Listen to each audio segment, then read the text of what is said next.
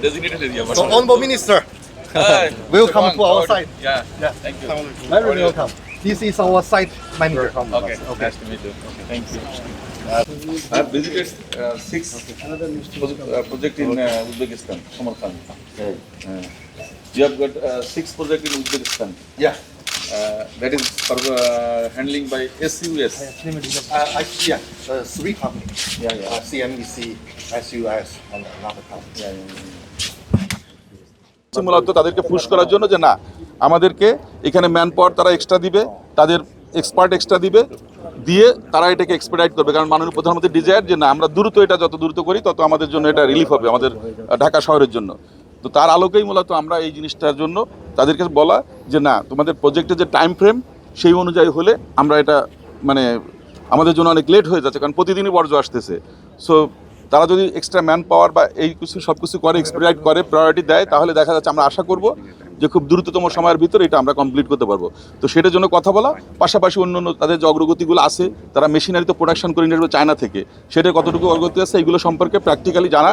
কারণ উনিও দেশের বাইরে ছিল, আমার সাথে কথা হয়েছিল যে ইজ কামিং অন 38।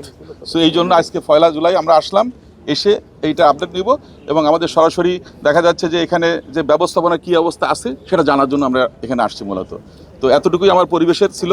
কত সময় নাগাদ আসলে না, ওনাদের যে এগ্রিমেন্ট অনুযায়ী ওনারা চাইছিলেন 18 মাসের ভিতর হবে। পরবর্তীতে যখন আমাদেরকে বললো যে এটা 2 বছরের মতো লাগবে, তারা হয়তো আরও কিছু আগায় নিয়ে আসতে পারে এই ধরনের কথা বলতেছে। বাট মানে উই মাস্ট মানে আমাদের একটা তো কনক্রিট ডিসিশন আসতে হবে। তো সেটার জন্য তাদেরকে আমরা দেবো যে তারা কত দ্রুত করতে পারে, এটাই সেটাই এসে ভিজিট করে গিয়েছিলাম। কারণ আমাদের এই যে প্রকল্পটা এটা 2021 সালের 30 নভেম্বর এই সিএমইসির সঙ্গে আমাদের সরকার সাইন করে, তৎকালীন সরকার। তো সেই 2021 সালের 30 নভেম্বরের পরে এখানে 5 বছর চলে গেছে, তেমন কোনো ইমপ্রুভমেন্ট হয়নি। কারণ এর কারণ ছিল হচ্ছে আমাদের দুটো নীতিমালা বা বিধিমালা, একটা ছিল কঠিন বর্জ্য ব্যবস্থাপনা আর একটা হচ্ছে বায়ু দূষণ নীতিমালা। তো এইটার কারণে এইটা হেল্ড আপ ছিল। তো এখানে যে জিনিসটা তারা প্রায়োরিটি দিয়েছিল সেটা হচ্ছে যে এখানে কঠিন বর্জ্য ব্যবস্থাপনা এবং এই যে আমাদের কিচেন ব্যবস্থাপনা এইগুলোকে একসঙ্গে করে ফেলছিল আমাদের যারা এক্সপার্ট ছিল। তো যার জন্য তারা বলতেছিল যে এখানে যে যে বর্জ্যটা পুরানো হবে সেটার টেম্পারেচার 850 ডিগ্রি এদের অনুযায়ী, মানে সিএমইসির কন্ট্রাক্ট অনুযায়ী।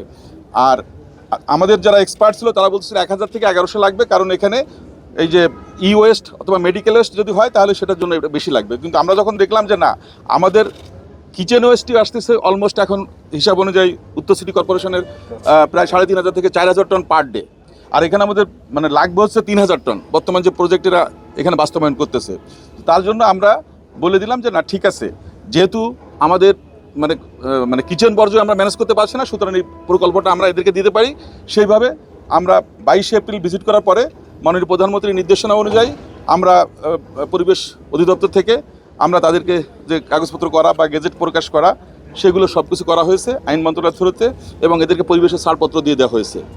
যেহেতু আমরা ওই ধরনের বর্জ্য তাদেরকে দিব না, আর তারা এখানে শর্ট আউটও করবে বা সেই ধরনের অ্যাগ্রিমেন্ট অনুযায়ী সব কিছু আছে।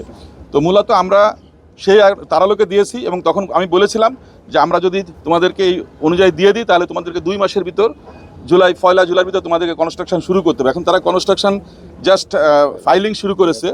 বাট আমরা চাচ্ছি যেহেতু আমাদের এখানে প্রতিদিনই 3000 টন করে বর্জ্য যদি ডাম্পিং হয় তাহলে মাসে আমাদের 90000 টন, আর 3500 টাকা 1 লাখ টনের উপর আসতেছে। তো এটা আসলে টু মাস, মানে আমাদের বছরে মানে 12 লাখ টনের মতো আসতেছে। তো সেই জন্য আমরা চাচ্ছি যে এটাকে আগায় আনতে, যে